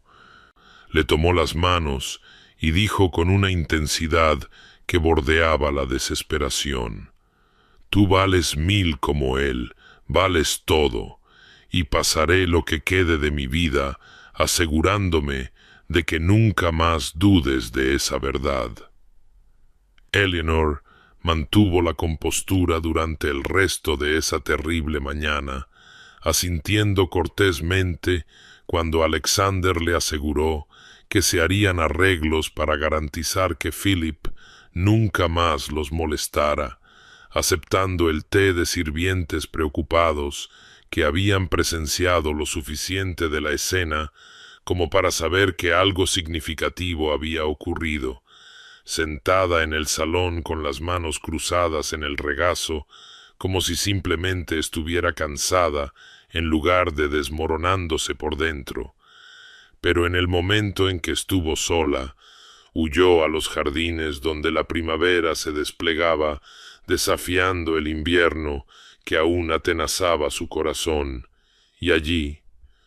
entre los primeros azafranes y los árboles en ciernes, finalmente permitió que los muros cuidadosamente construidos que había levantado alrededor de su trauma se derrumbaran, llorando con una violencia que sacudió todo su cuerpo, mientras todo lo que había reprimido desde aquel día en la iglesia regresaba en una avalancha. La humillación, el miedo, la certeza de que era indigna de ser amada, la convicción de que nunca más estaría segura o completa. No oyó a Alexander acercarse, no supo que estaba allí hasta que su abrigo se posó sobre sus hombros y sus brazos la rodearon con una gentileza que de alguna manera la hizo llorar más fuerte, e intentó apartarse porque no podía soportar que la viera así, rota y fea y ahogándose en dolor. Pero él la sujetó firmemente y le dijo al oído: «Déjalo salir, Eleanor, déjalo salir todo. Has sido tan fuerte durante tanto tiempo, no necesitas ser fuerte ahora». Y algo en su voz, una cualidad de permiso absoluto, le permitió desplomarse contra él y sollozar como no se había permitido sollozar ni siquiera en los peores momentos después del abandono de Philip. Cuando la tormenta finalmente pasó y pudo respirar de nuevo, intentó disculparse, mortificada por su pérdida de control, pero Alexander le levantó el rostro con infinito cuidado y dijo: «No tienes nada de qué disculparte. Él te hirió terriblemente y has estado cargando con ese dolor sola. Pero ya no estás sola, Eleanor, ¿entiendes? Nunca más estarás sola». Y ella negó con la cabeza, porque no podía creerlo del todo, no podía confiar del todo, y susurró entrecortadamente: «Estoy dañada, Alexander. Algo en mí está roto. Creo que quizás soy incapaz de confiar plenamente en nadie, incapaz del tipo de amor que un matrimonio debería tener, y temo haberte atrapado en este arreglo con una mujer que no puede darte lo que mereces». Él la miró durante un largo momento, su rostro trabajando a través de emociones que no pudo leer del todo, y luego dijo con una honestidad cruda que le robó el aliento: «Eleanor, me he enamorado de ti. No de una versión idealizada de quién podrías haber sido sin dolor, sino de exactamente quién eres, con tu fuerza y tu vulnerabilidad y todas las valientes formas en que has sobrevivido a lo que debería haberte destruido. Y si tú estás dañada, yo también lo estoy, solitario y frío e inseguro de cómo amar, porque he tenido muy poca práctica, pero quiero aprender contigo. Quiero pasar el tiempo que nos quede descubriendo cómo sanar juntos. Y Eleanor sintió que su corazón se abría con sus palabras, incluso mientras su mente las rechazaba, diciendo desesperadamente: «No puedes decir eso en serio. Estás siendo amable porque eres honorable y te sientes responsable, pero no deberías atarte a mí por obligación». Y él hizo un sonido de frustración y le besó la frente, las sienes, las lágrimas aún húmedas en sus mejillas, y dijo ferozmente: «Escúchame, no eres una obligación. Eres la primera persona que me ha hecho querer ser más que el duque frío y obediente que todos esperan. Eres inteligencia y gracia, y un coraje que me humilla a diario. Te has convertido en mi amiga más querida y mi mayor consuelo, y en algún momento de estos meses te volviste esencial para mi felicidad. Y te estoy diciendo que te amo, no porque te tenga lástima, sino porque no decírtelo se siente como una mentira que ya no puedo soportar vivir». Y Eleanor miró a sus ojos y vio la verdad allí, desnuda y vulnerable y aterradora en su intensidad, y susurró: «Tengo miedo, tanto miedo de tener esperanza, de creer, porque no creo que podría sobrevivir si me equivocara en esto». Y él la acercó más y dijo con absoluta convicción: «Entonces te lo demostraré cada día por el resto de nuestras vidas, si eso es lo que necesitas. Seré paciente, Eleanor, porque vale la pena esperarte, vales todo, y no me iré a ninguna parte». Eleanor permaneció en los brazos de Alexander, allí en el jardín, mientras la tarde de primavera se alargaba a su alrededor. Y gradualmente su respiración se estabilizó y el terrible miedo que la había atenazado comenzó a aflojar su agarre, reemplazado por algo aún más aterrador, una esperanza tentativa de que quizás, imposiblemente, lo que él decía podría ser cierto, que se le podría permitir tener esto, sentir esto, sin que se lo arrebataran como todo lo demás. Y cuando finalmente encontró el valor para hablar, su voz era apenas un susurro cuando dijo: «Creo que me he estado enamorando de ti desde hace meses, quizás desde aquella primera noche en la biblioteca, cuando te reíste de algo que dije, y me di cuenta de que había calidez bajo toda esa reserva aristocrática. Ciertamente desde el baile de invierno, cuando me defendiste tan ferozmente, que sentí que mi corazón se abría a pesar de todos mis esfuerzos por mantenerlo a salvo. Y cada día desde entonces lo ha empeorado y mejorado a la vez, porque amarte cuando creía que nunca podrías amarme fue a la vez lo más dulce y lo más doloroso que he soportado jamás». Sintió la brusca inspiración de Alexander, sintió cómo sus brazos se apretaban a su alrededor como si nunca la fuera a soltar, y cuando él se apartó lo suficiente para mirarla a los ojos, los suyos brillaban de emoción mientras decía con aspereza: «Todos esos momentos en los que pensé que estaba ocultando lo que sentía, manteniendo una distancia adecuada, tú estabas haciendo lo mismo. Todas esas noches en las que deseaba desesperadamente alcanzarte, pero me convencía de que nunca podrías querer el contacto de un hombre después de lo que Philip hizo. Todas esas veces que te sorprendí mirándome y tuve que apartar la vista porque temía que vieras demasiado. Hemos estado rodeándonos como criaturas asustadas, demasiado heridas para confiar en lo que más deseábamos.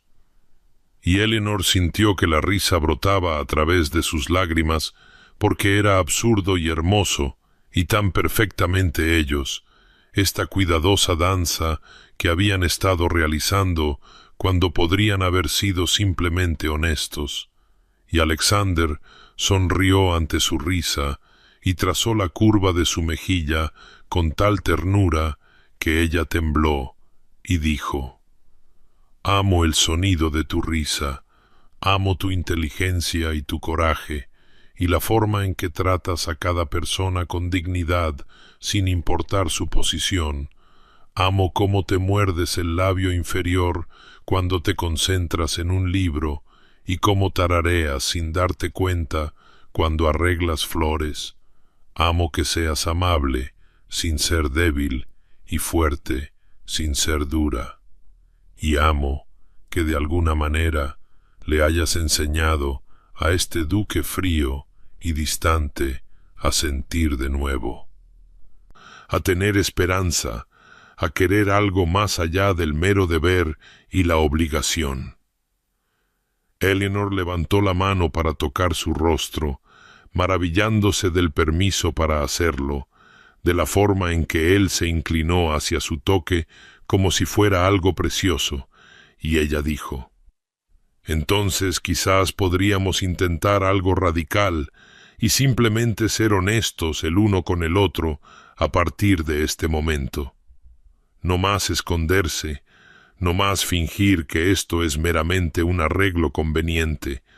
no más protegernos de la aterradora posibilidad de la felicidad». Y Alexander dijo fervientemente: «Sí, sí a todo, y te juro, Eleanor, que pasaré cada día que me quede de vida demostrando que puedes confiarme tu corazón,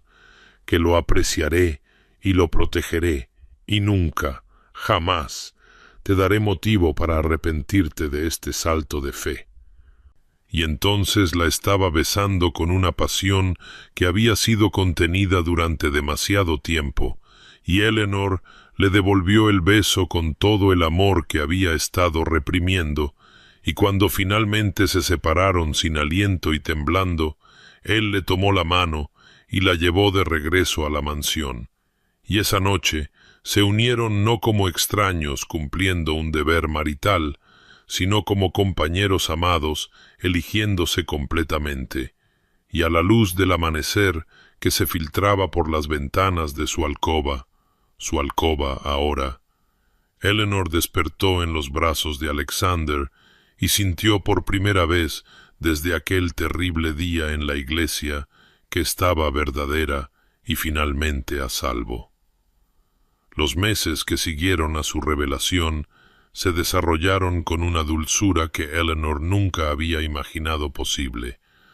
como si todo el dolor y la soledad que habían precedido a esta alegría la hubieran hecho capaz de apreciar cada precioso momento con una intensidad que de otro modo podría haberle escapado, y ella y Alexander cayeron en un ritmo de compañerismo que transformó no solo su matrimonio, sino la atmósfera misma de Thornbridge Manor, que parecía calentarse e iluminarse a medida que su amor crecía. Las grandes salas ya no se sentían frías y formales, sino más bien como un verdadero hogar lleno de risas y propósito, y la tranquila satisfacción de dos personas que habían encontrado su camino hacia el otro a través de la oscuridad y habían emergido agradecidas por la luz. Trabajaron juntos en mejoras para la finca. Alexander, valorando las observaciones de Eleanor sobre las necesidades de los arrendatarios y sus sugerencias para una mejor organización de los recursos, y Eleanor descubrió que tenía un talento para la gestión que nunca se le había requerido en sus anteriores circunstancias restringidas, y juntos implementaron cambios que mejoraron tanto los rendimientos como las condiciones de vida, ganándose la profunda lealtad y el afecto de todos los que dependían de la finca para su sustento. Pero fue la obra de caridad de Eleanor la que se convirtió en su mayor pasión, nacida de su propia experiencia de abandono y ruina social, y con el pleno apoyo y respaldo financiero de Alexander, estableció una fundación para ayudar a mujeres que se encontraban en circunstancias desesperadas sin culpa propia, mujeres plantadas en el altar, viudas con deudas, hijas expulsadas por sus familias, cualquiera que necesitara refugio y recursos y la oportunidad de reconstruir una vida con dignidad. Y Alexander observó con un orgullo que bordeaba el asombro cómo su esposa transformaba su propio dolor en propósito,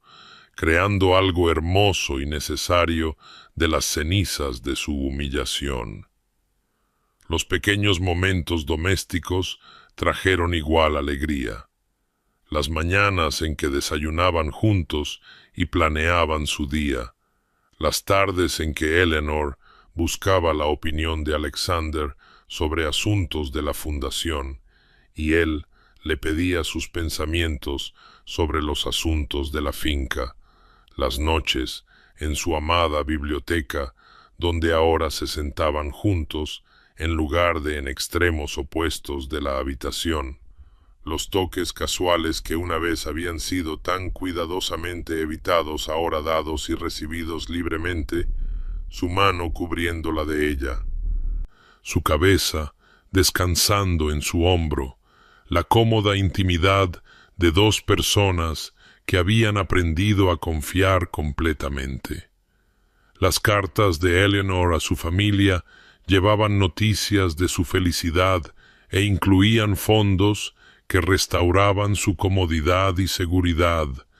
y gradualmente, incluso sus dañadas relaciones sociales comenzaron a repararse a medida que la sociedad presenciaba la obvia devoción del duque de Thornbridge por su esposa, y concluía que quizás habían juzgado mal la situación. Quizás Eleanor había sido la parte inocente después de todo, y las invitaciones comenzaron a llegar de nuevo, aunque a Eleanor le importaba mucho menos la aprobación de la sociedad, ahora que tenía algo infinitamente más valioso en el amor de Alexander. Fue en una tarde dorada, a finales de verano, mientras revisaban los planos de una nueva casa de campo en la finca para alojar a las mujeres bajo el cuidado de la fundación, que Eleanor sintió el familiar aleteo en su abdomen y supo con repentina certeza lo que significaba. Y cuando levantó la vista y se encontró con los ojos de Alexander, y dijo suavemente: «Creo que vamos a tener un hijo». Observó cómo su rostro se transformaba con una maravilla y una alegría tan profundas que le llenaron los ojos de lágrimas, y él la tomó en sus brazos con una ternura que hablaba de reverencia por el milagro que habían creado, y susurró contra su cabello: «Me has dado todo, Eleanor, propósito y amor, y ahora esto, un futuro que ni siquiera me había permitido soñar». Y ella lo abrazó con fuerza y pensó que esto, todo esto, de alguna manera, había surgido de aquel terrible día en la iglesia. Y quizás había una extraña gracia en cómo el peor momento de su vida la había llevado inexorablemente al mejor. Era finales de verano cuando Eleanor se encontró de pie ante la iglesia donde una vez había esperado en humillación y desesperación, aunque ahora no vestía un traje de novia arruinado, sino un elegante vestido de día que se adaptaba a su visible embarazo, y a su lado estaba Alexander, con la mano apoyada protectoramente en la parte baja de su espalda, y reunida a su alrededor no estaba la ausencia que había acechado aquel terrible día, sino una multitud de arrendatarios, gente del pueblo y miembros de la sociedad que habían venido a presenciar el servicio de dedicación de la Fundación Eleanor Hartley, la organización benéfica que proporcionaría refugio y recursos a mujeres abandonadas por las circunstancias o la crueldad. Y mientras Eleanor miraba la aguja de la iglesia contra el brillante cielo azul, sintió el extraordinario peso de la transformación, cómo este lugar que había representado su nadir absoluto se había convertido de alguna manera en el punto de partida de todo lo hermoso que siguió. Cómo la devastación y la alegría no eran opuestos, sino puntos en un continuo que su vida había trazado con dolorosa precisión. El vicario, que había esperado con ella aquella terrible mañana, ahora estaba listo para bendecir la fundación, y sus ojos, al encontrarse con los de ella, no contenían piedad, sino genuina admiración, y mientras comenzaba la sencilla ceremonia, Eleanor sintió que la mano de Alexander se apretaba ligeramente en su espalda, un gesto de apoyo y solidaridad que aún tenía el poder de conmoverla, incluso después de meses de tales toques. Y cuando llegó el momento de hablar, dio un paso adelante con una confianza que la asustada novia abandonada nunca podría haber imaginado poseer, y su voz fue firme mientras se dirigía a la multitud reunida y decía: «Esta fundación existe porque sé íntimamente lo que significa que te arrebaten tu futuro en una sola mañana, sentir que no tienes valor ni esperanza ni camino a seguir, y sé igualmente bien que tales momentos, por devastadores que sean, no tienen por qué ser el final de la historia de una, sino que pueden ser el doloroso comienzo de algo mejor de lo que habías osado soñar, aunque no puedas verlo en la oscuridad y debas simplemente soportar hasta que la luz regrese». Vio a varias mujeres en la multitud secándose los ojos, y supo que sus palabras resonaban porque el sufrimiento no era raro, solo la voluntad de hablar de él abiertamente, y continuó: «Lo que deseo para cada mujer que busque ayuda de esta fundación es lo que se me dio a mí, no caridad que disminuye, sino apoyo que empodera, no piedad que aísla, sino compasión que conecta, y sobre todo el conocimiento de que tu peor momento no define tu valía ni determina tu futuro, que la dignidad y la esperanza pueden reconstruirse incluso desde la ruina completa, y que las segundas oportunidades, aunque puedan venir de fuentes inesperadas y en formas inesperadas, son no obstante preciosas y reales y valen el coraje que se necesita para aceptarlas». Cuando terminó de hablar, hubo un momento de profundo silencio y luego aplausos, genuinos y cálidos, y Alexander dio un paso adelante y sorprendió a toda la asamblea al hablar sin un discurso preparado, su voz resonando claramente mientras decía: «Mi esposa habla de segundas oportunidades, pero lo que no dice es que ella también me dio una a mí, que al casarse con un hombre frío y distante que le ofreció un acuerdo comercial,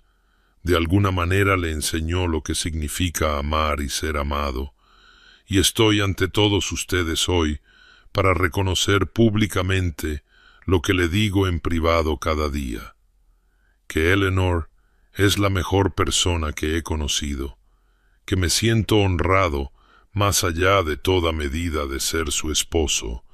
y que cualquier bien que logre en esta vida será porque ella me enseñó a ver más allá del deber hacia la conexión humana genuina y la compasión. Eleanor sintió las lágrimas corriendo por su rostro, mientras Alexander tomaba su mano y la llevaba a sus labios en un gesto de devoción que no dejaba dudas sobre la naturaleza de su matrimonio. Y después plantaron juntos un roble en los terrenos de la iglesia, sus manos cubriendo la misma pala, y Eleanor pensó en cómo los árboles crecen lenta pero perdurablemente, las raíces profundizándose con los años, las ramas extendiéndose para proporcionar refugio, y en cómo quizás esa era la metáfora más verdadera de lo que habían construido juntos a partir de las ruinas de aquella terrible boda abandonada. El otoño regresó a Thornbridge Manor con su característico esplendor de hojas doradas y carmesí, y fue en una fresca tarde de octubre, exactamente un año después de la dedicación de la fundación, cuando comenzaron los dolores de parto de Eleanor, las contracciones empezando suavemente mientras ella y Alexander se sentaban en su biblioteca y luego intensificándose a lo largo de la noche mientras Alexander caminaba por los pasillos fuera de sus aposentos con una ansiedad que habría divertido a Eleanor si no hubiera estado tan consumida por la tarea primordial de traer a su hijo al mundo, y cuando el amanecer rompió pálido y gris sobre los terrenos de la finca y el primer llanto del bebé traspasó el aire, Alexander irrumpió en la habitación a pesar de las protestas de la partera y encontró a Eleanor exhausta y radiante, acunando a una pequeña hija con un mechón de pelo oscuro, y la expresión en su rostro mientras se acercaba a ellas, asombro y terror, y un amor tan abrumador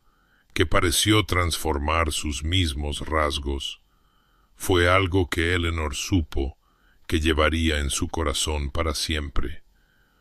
Y cuando tomó cuidadosamente a la bebé en sus brazos, sus manos temblando ligeramente mientras sostenía la cabeza imposiblemente pequeña, miró a Eleanor con lágrimas corriendo desvergonzadamente por su rostro y dijo: «Es perfecta, tú eres perfecta, no sabía que era posible sentir tanto». Y Eleanor extendió la mano para tocar su mejilla y respondió suavemente: «Ahora entiendes por qué estaba dispuesta a tener esperanza de nuevo, por qué el riesgo de amar siempre vale la pena». Y llamaron a su hija Catherine.